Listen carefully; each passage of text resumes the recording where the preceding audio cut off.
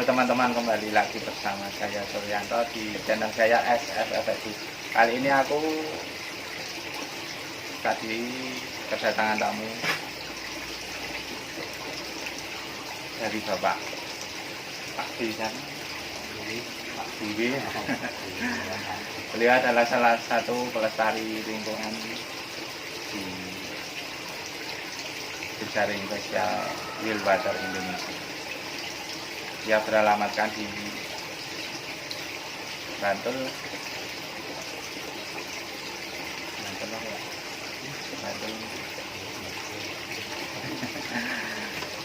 Oke, kali ini aku mau tanya-tanya seputar pelestarian lingkungan ya.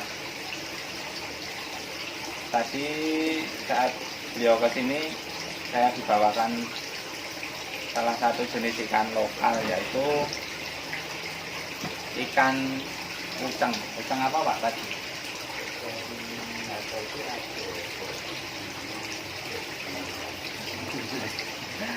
Ya, tadi dibawakan ikan uceng dari perairan yang ada di Bantul.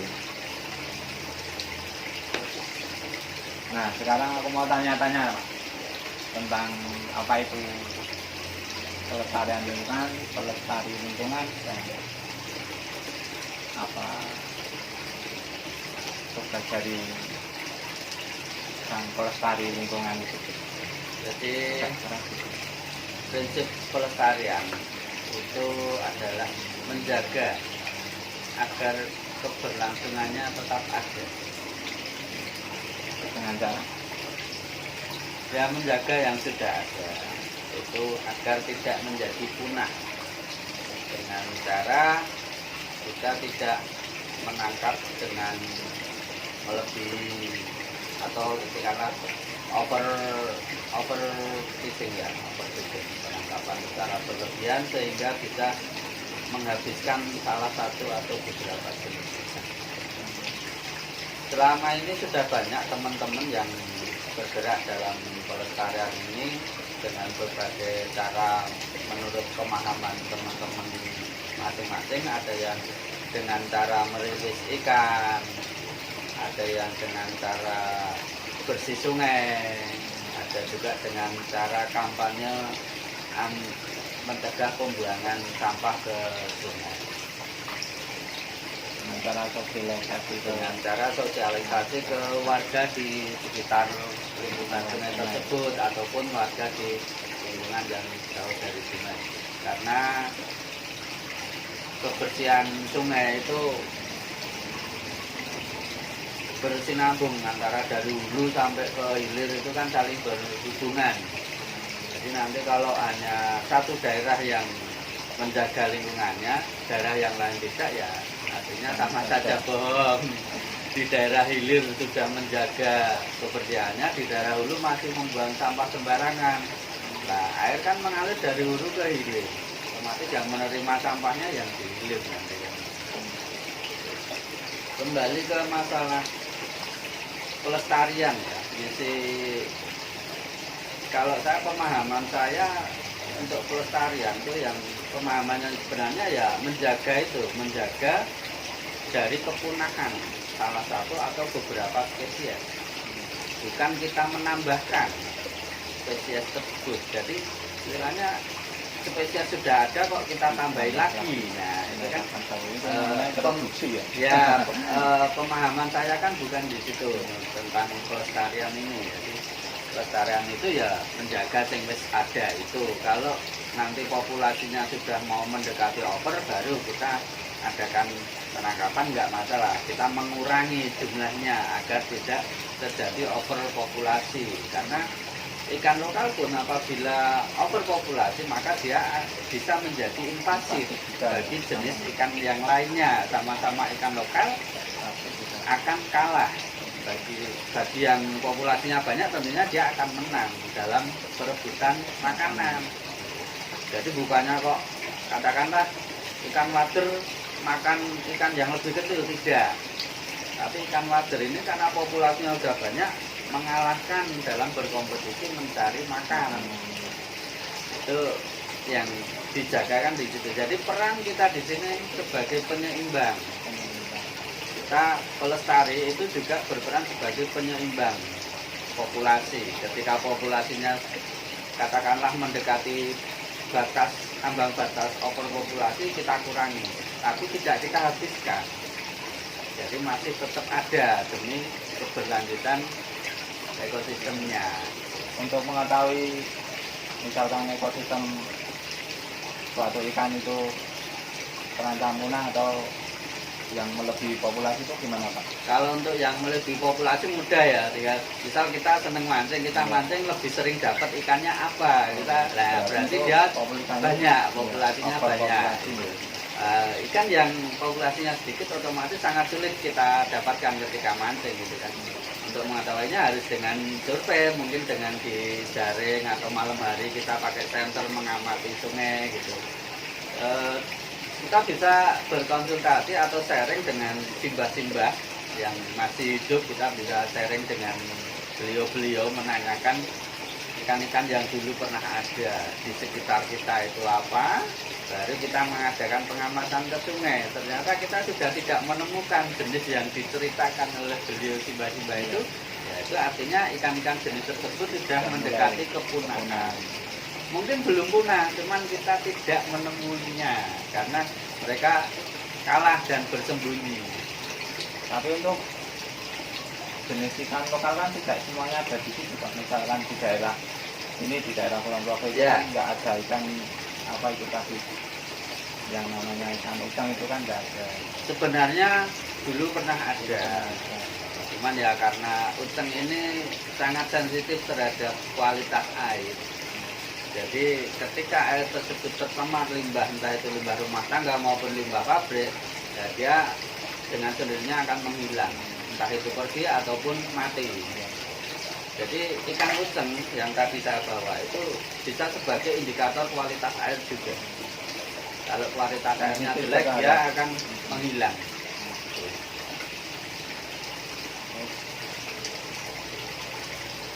Selama ini tim apa maksudnya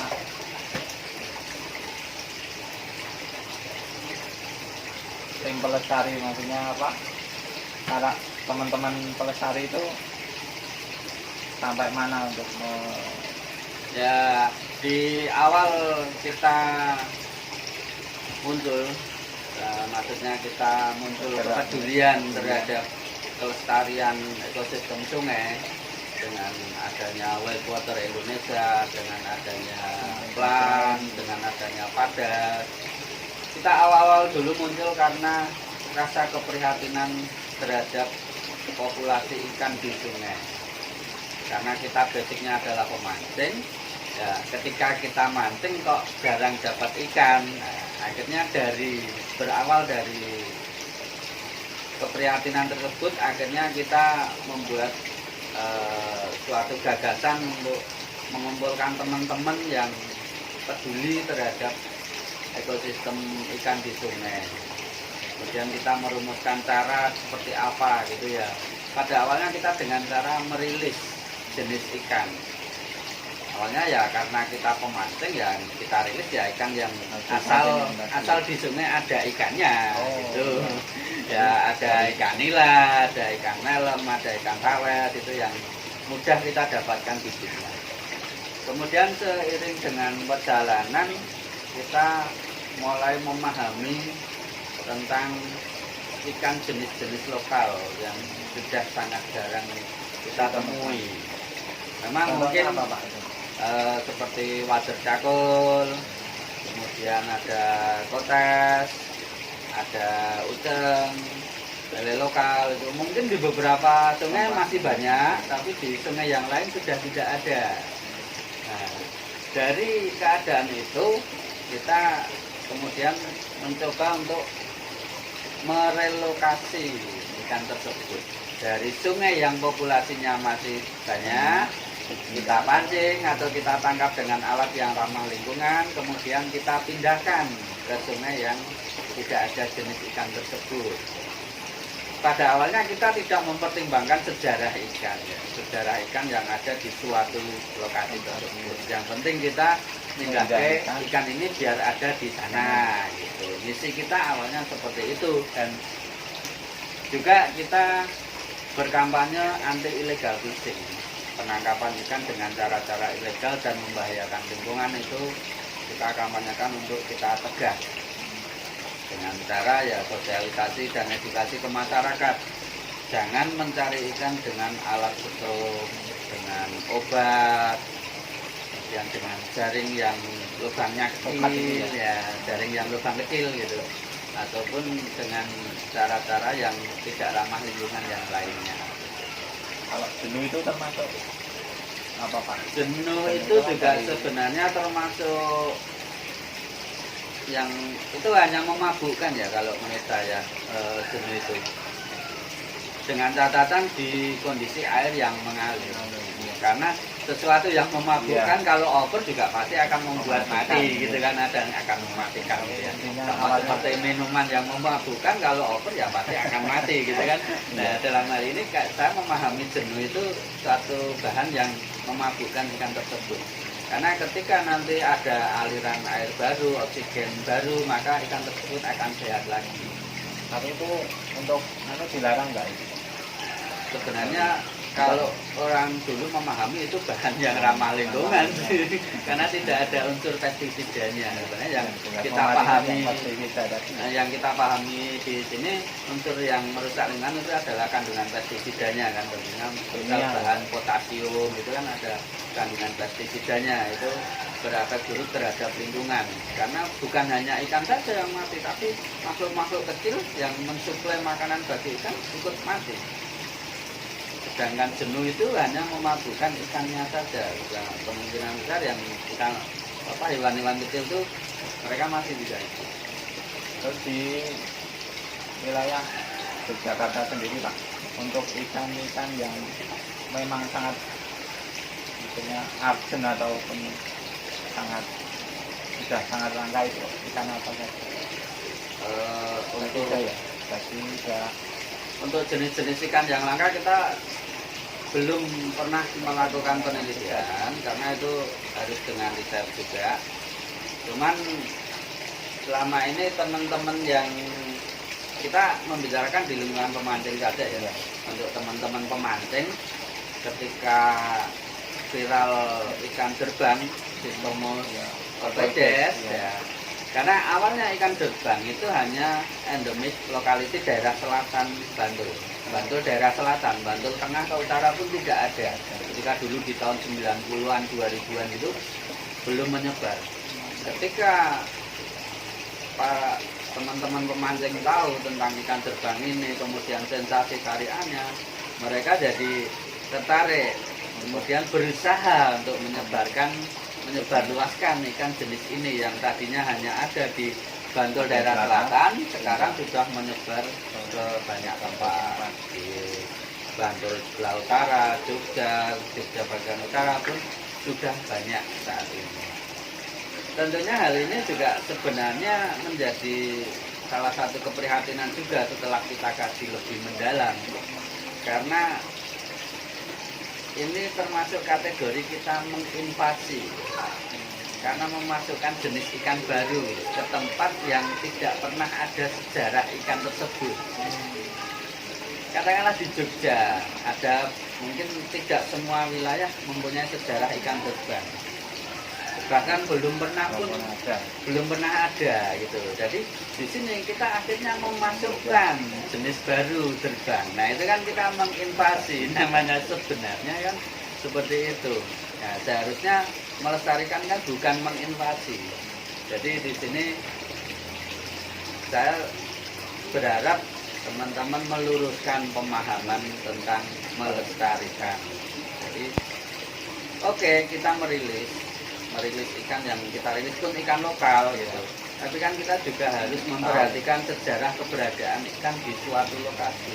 Sebelum merilis itu kita harus mempelajari dulu. Sebenarnya seperti itu. Karena terkadang ada beberapa daerah itu mempunyai ciri khas ikannya sendiri-sendiri ya. Seperti kalau di ikan apa? Potes atau tanah gajwa itu kan tidak semua tempat ada. Daerah biasanya tidak juga sih, sebenarnya di daerah bawah pun ada kota, cuman Kotes itu lebih senang di daerah yang dekat dengan mata air. Jadi kualitas airnya masih Sumber bagus. air itu ya? Ya. Jadi kualitas airnya masih bagus. Karena saya pun dulu waktu kecil sering menemukan kotes itu di persawahan yang ada sumber airnya. Ketika ada pembukaan lahan tebu, kotes ini pindah ke lahan tebu. Di aliran-aliran tengah lahan tebu itu banyak kotesnya gitu. Cuman mungkin jenisnya beda-beda ya. Cuman kebanyakan kotes itu lebih senang di air yang kualitasnya masih bagus. Nah, jadi di dekat mata air. Seperti ikan cupang ini. Cupang Jawa. Nah, itu kan juga tidak semua tempat ada kan.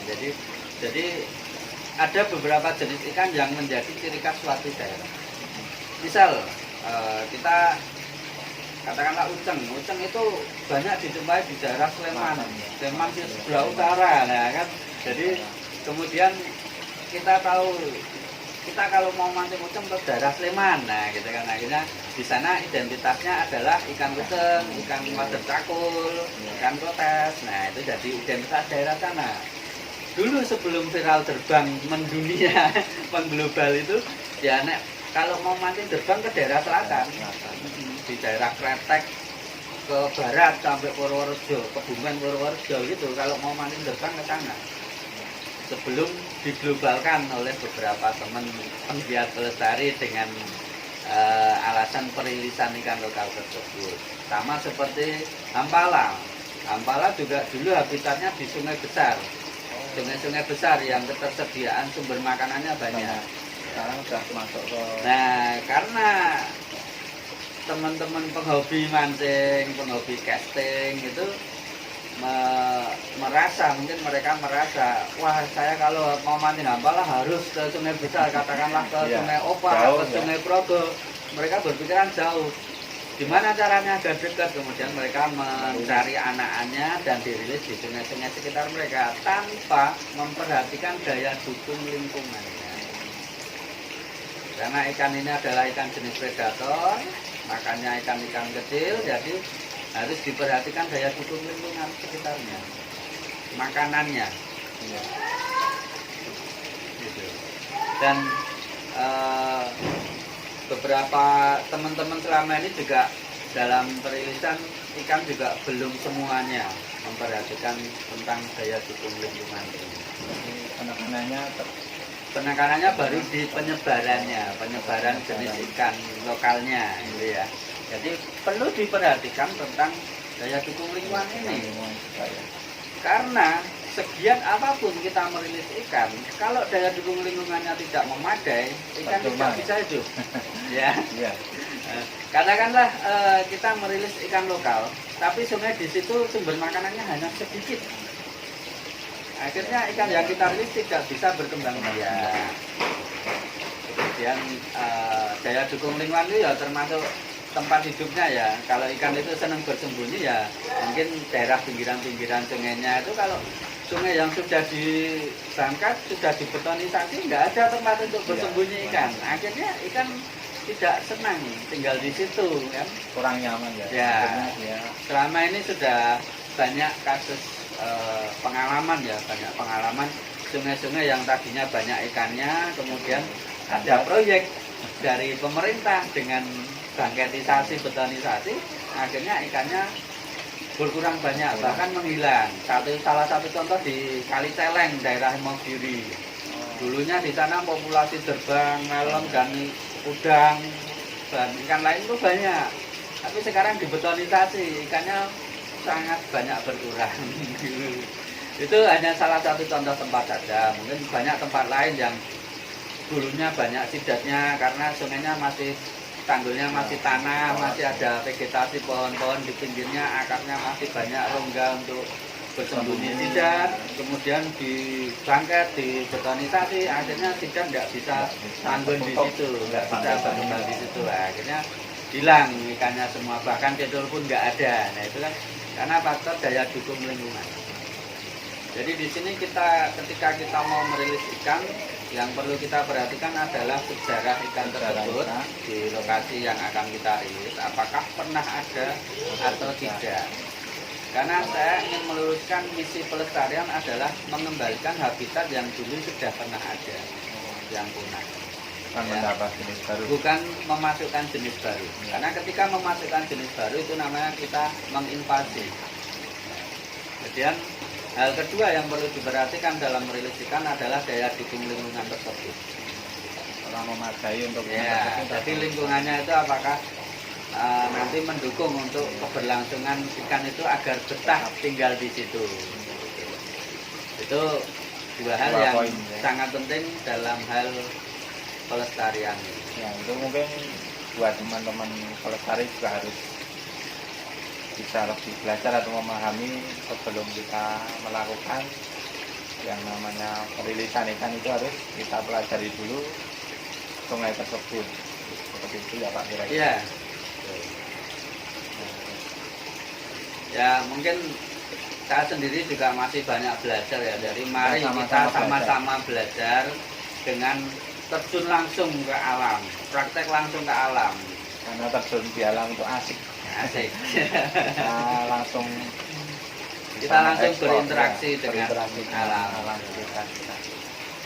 Untuk pesan terakhir apa Pak? Untuk masyarakat, seluruh masyarakat Ya. Yogyakarta maupun di Indonesia. Pesannya adalah slogan kita di Wildwater Indonesia: stop strum dan racun ikan, Ya, stop buang sampah dan limbah di sungai. sudah. Terima kasih Pak atas Sama-sama. semoga bermanfaat.